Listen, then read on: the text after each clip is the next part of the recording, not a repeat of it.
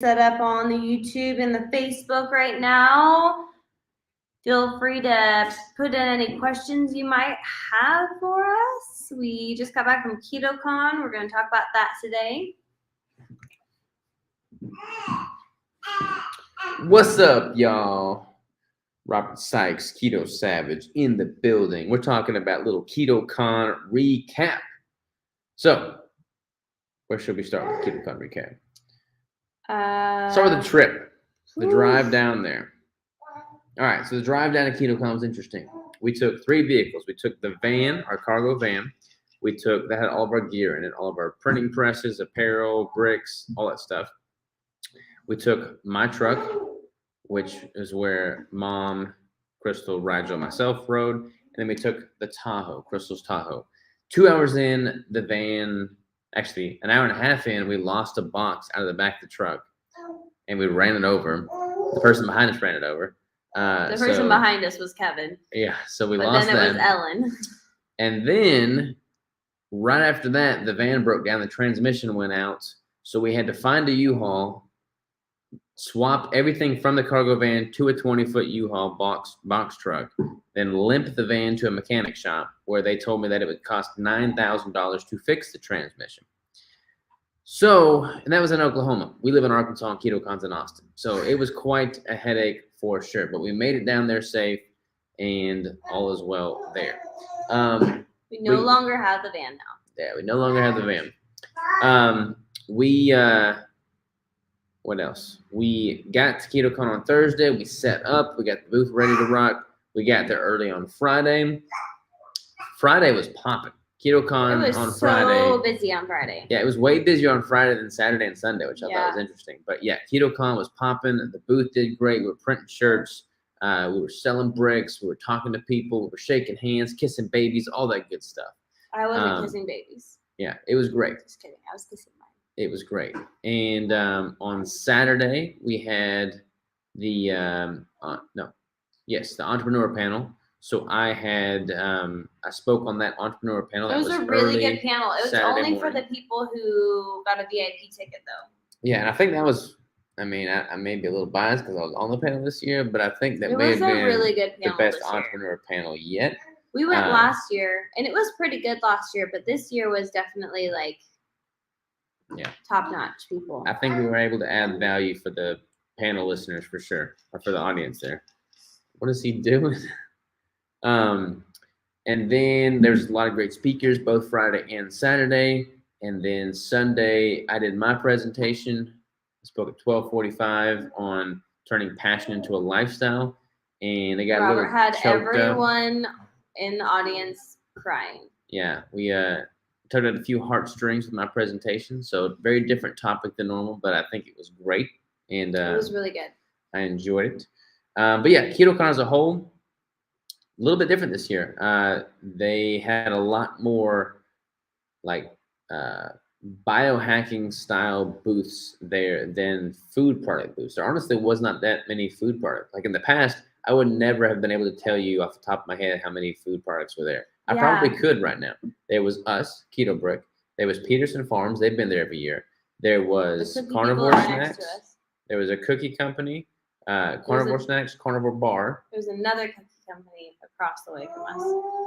Another cookie company, and that's it, right? There's a chocolate company. There was a chocolate company. Oh, yeah. But it had sugar in it. I thought that was weird. Yeah, but that was it. That's literally the only food companies that I recall there. There was a whole bunch of Sonic companies. There was a cold plunge company. They had like a CKM, continuous glucose monitoring company. They had Keto Mojo was there.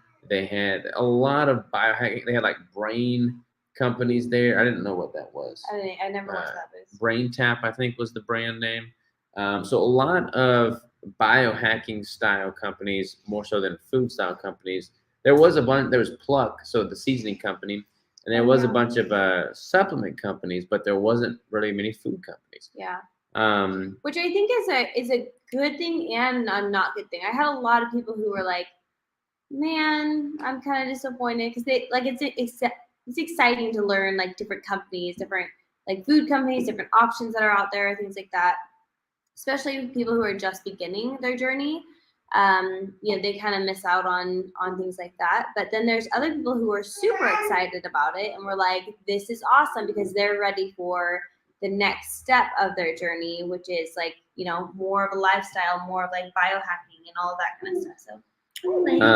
So yeah, I think Robin and the Ketocon team are trying to switch gears a little bit and make it more of a biohacking. It's still keto, obviously, but not necessarily like they don't want to limit it to just the keto audience.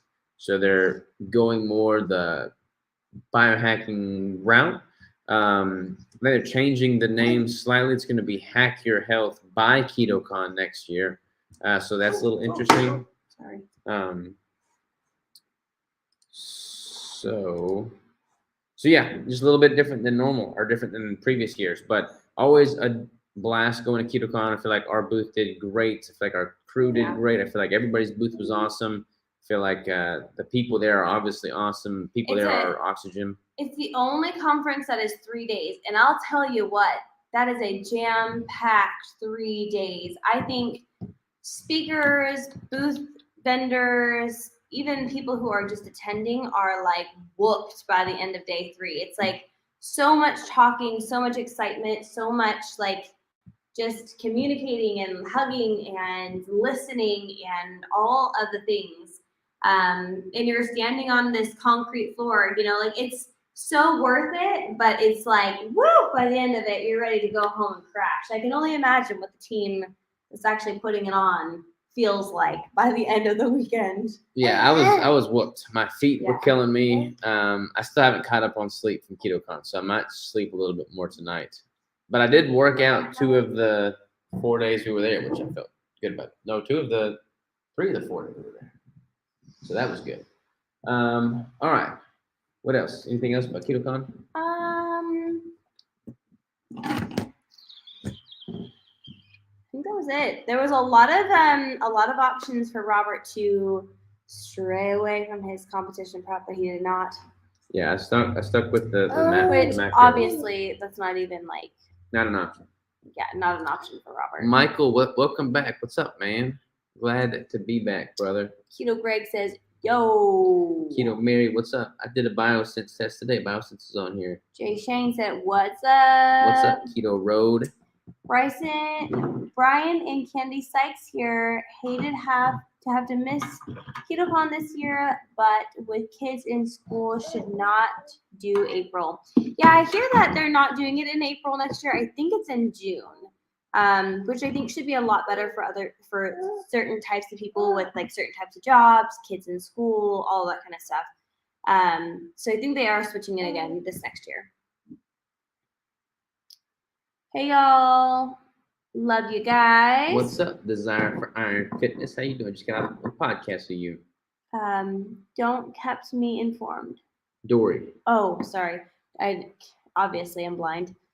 Yeah. I feel like a lot of people shared a lot in their stories and stuff. Oh yeah, Keto Chow. Real Good was there too. Like a supplement, I consider Keto Chow a supplement. Yeah. And Real Good was there. I didn't think about that, but yeah. Oh yeah, Real Good. They had jalapeno poppers and they were pretty good. Here you go. Will you have the more brownie keto bricks? Saw them on the sample table at Ketocon. We might. I'm hopeful that we will. We'll just have to see what the production plans are looking like here. Hello from Cincy. Sorry for being late. Hey, no worries, man. You're here. Hey, Rigel. Wow, he's getting so big. Oh my gosh, you guys. He is getting really big. Like, he's growing so fast.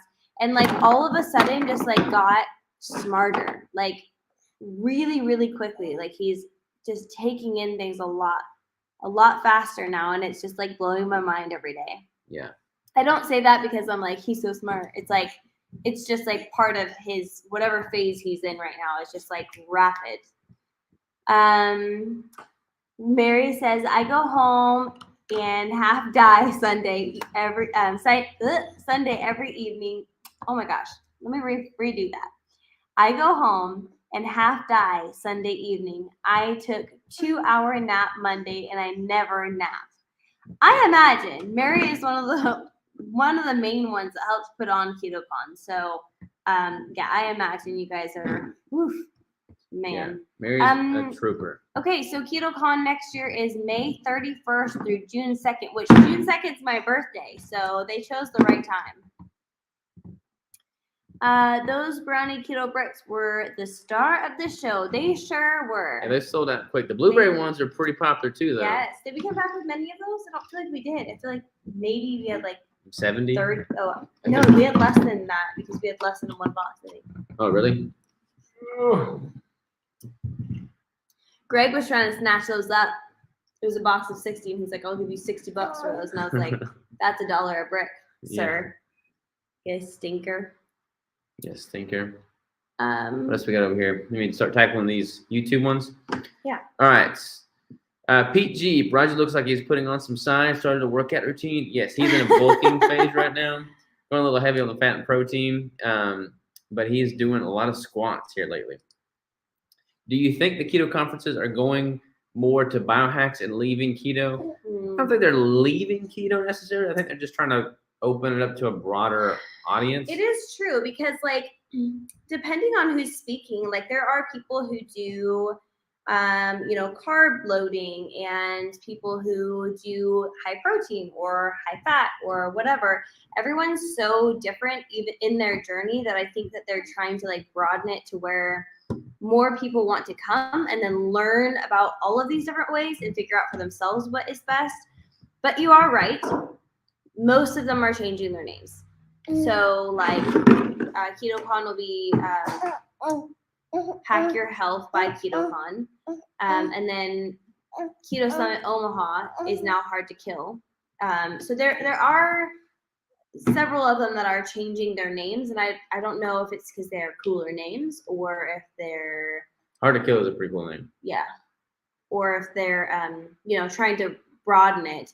And honestly, what everyone has said is that the speakers aren't changing. Like, they're not gonna be talking about different things. They're just changing the name of it. Excuse me. Yeah, but I think it's all the same concepts. You know, like nobody, like when Ketocon changes its name to Hack Your Health, and when Keto Summit went to Hard to Kill, it's not like they're bringing on people that are like promoting carbohydrates or anything like that. Yeah.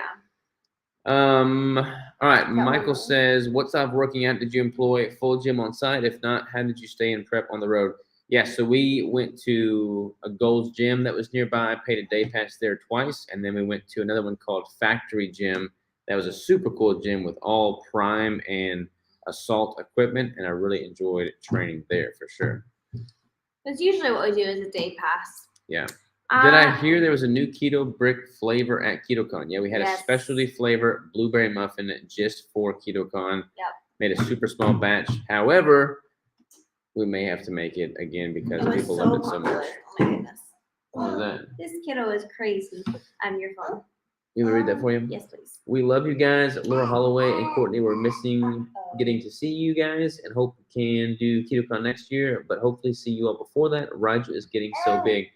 Roger is getting big. Courtney and Laura are the bomb diggity. We love them. Yes, we hate that they missed Ketocon, I know. but I talked to them a little bit on email, and they said that they got a lot going on right now too, but hopefully next year for sure. I'm getting a little leaner, but can't see serratus. What is the best way for it to show? You can't really spot train fat loss, so honestly, just simply continuing to lean out, and that's going to be your key. So obviously, reducing total intake, increasing cardio a little bit, manipulating your macros in such a way to optimize for fat loss. But I wouldn't try to target a specific region to lose fat faster because you can't really do that. One of the things I do know about the conferences next year, so there's Ketocon, and then there's also the low carb cruise. And apparently they're supposed to overlap next year, which is a major stinker because we're going to both this year.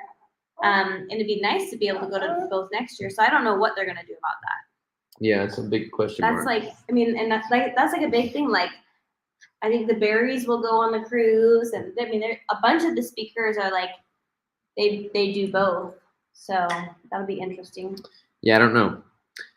Do you think that keto lifestyle is slowing down compared to the last couple of years?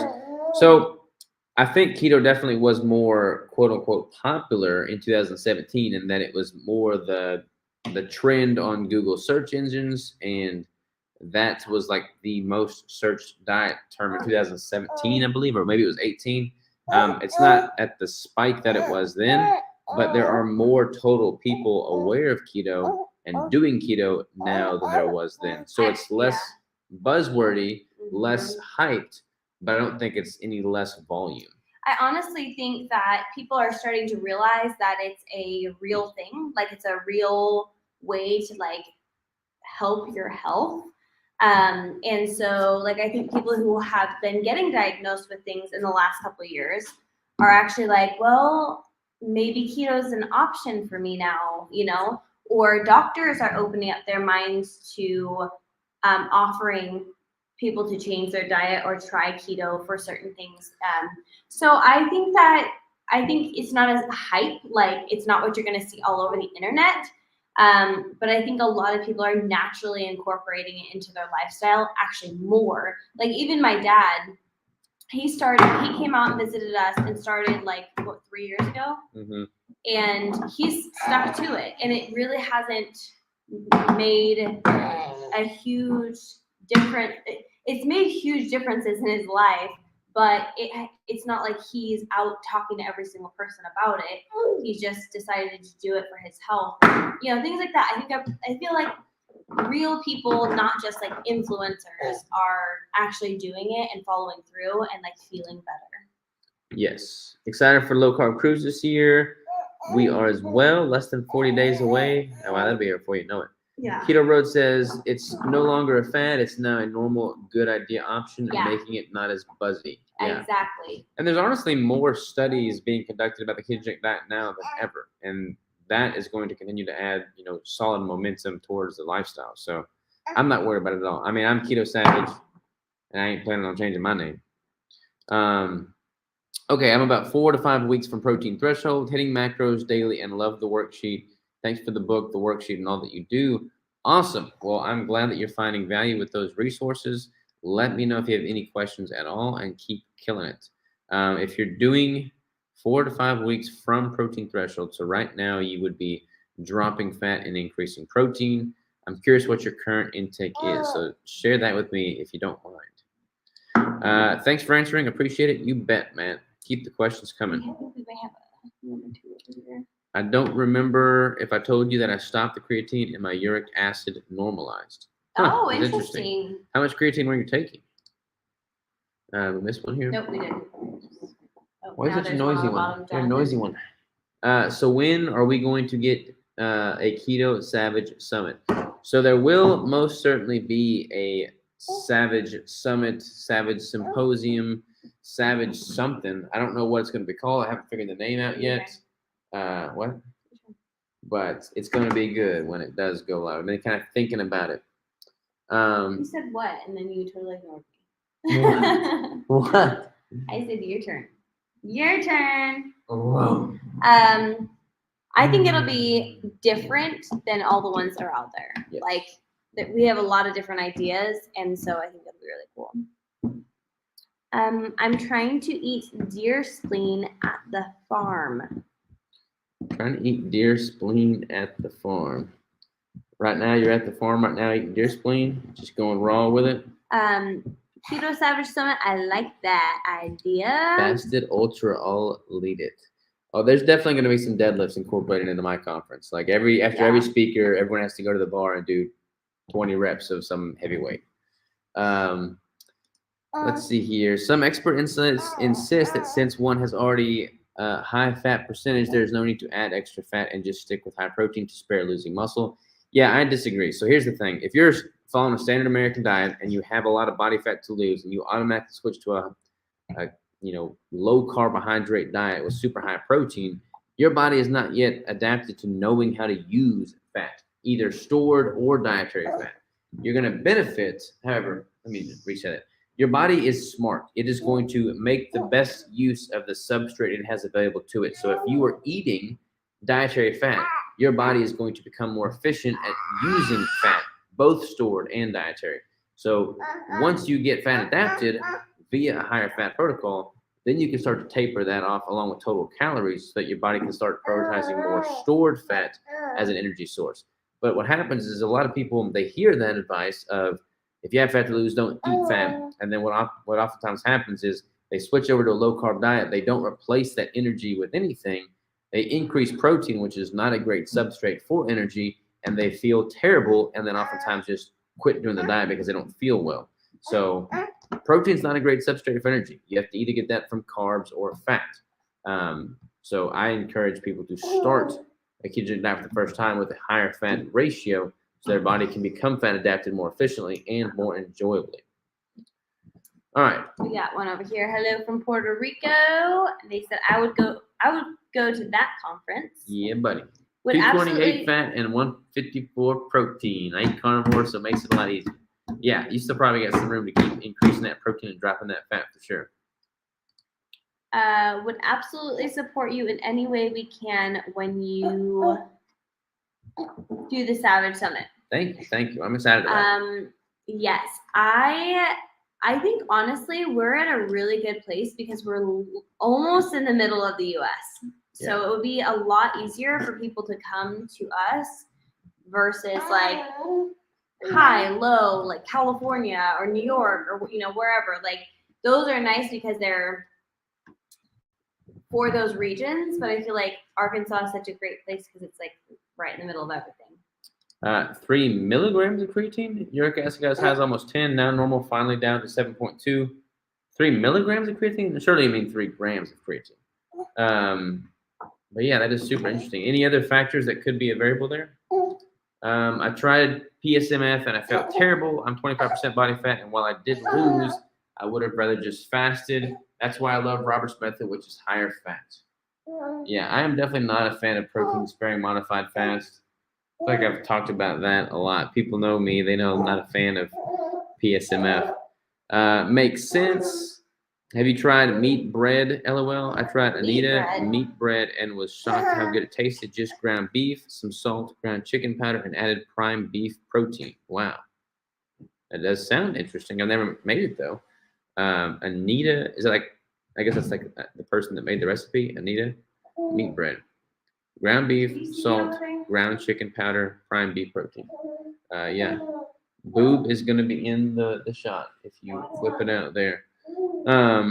Yeah, send me that recipe. I'm curious. I may have to try and make them. All right.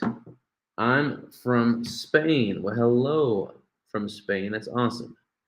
Other side of the ocean. Jump on the live here.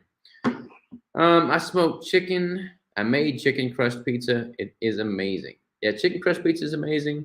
We normally do the fathead pizza, but we don't have any sensitivities to the cheese, the dairy, from the cheese. But yeah, the chicken crust pizza is amazing. I heard a really good recipe with pork rind pizza crust. That would be worth trying as well. Sure, I'll send you a link. Appreciate it. I will definitely give that a shot. All right, what else we got, y'all?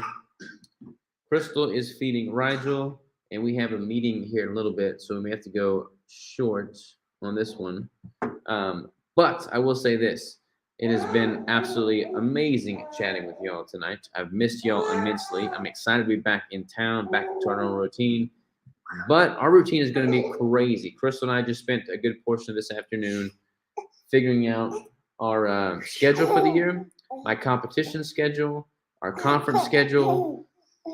It's going to be wild. We've got 5 competitions currently on the books. So that'll be my most busy competitive season ever. Sorry, 3 grams. Nope, narrowed it down to the creatine. Huh. Interesting. That well, everyone's body is so different. That is very interesting. Hello from Puerto Rico. All right. Robert, here's a link. It was amazing with butter. I don't see the link.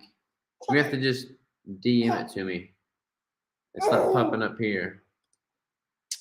I had type 2 diabetes before I went carnivore. I think I still have insulin resistance. Seems higher fat is better than higher protein, but we will see with this cut. Yeah, I mean, protein is super important. I don't ever want to downplay the significance of protein, but fat is also super important. I don't know why so many people in the space right now are trying to prioritize one versus the other. Like, They're both essential. Just eat both fat and protein. But yeah, I definitely think from a type 2 diabetic standpoint, having excessive protein and sufficient fat is definitely not optimal. All right. 5 wins on the schedule. Yeah, I like the way you think, Daryl.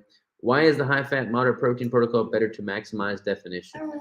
Whew, that's an involved question right there. So a lot of other factors than just that. There's also the total calories, lots to play with there. But when it comes to maximizing definition, you've only got so many calories to work with. The goal is to, in your cutting, the goal is to preserve muscle, not build muscle, and to lean out as best you can. And I have found that having a higher fat allows me to keep my hormones more stable and also train harder because I'm getting more energy coming in. And I consume ample protein to still preserve lean tissue. So in that context, I've felt better benefit with the higher fat relative to protein. If you're just taking in excessive amounts of protein, there's a point of diminishing returns. It's not going to necessarily make it less likely to lose lean tissue, and you're going to have less energy, which is going to make training that much more difficult. And if you can't train hard in the context of a deficit, you're also going to be more apt to lose muscle, which is not good. All right. Did I miss another one here? Great to see you all. Thanks for all you do. Thank you for jumping on. What's the more nutrient dense, lamb or beef? So both lamb and beef are ruminant animals. So they have 4-chamber stomachs and they upregulate the nutrition they eat. So they're pretty much going to be pretty on par with one another.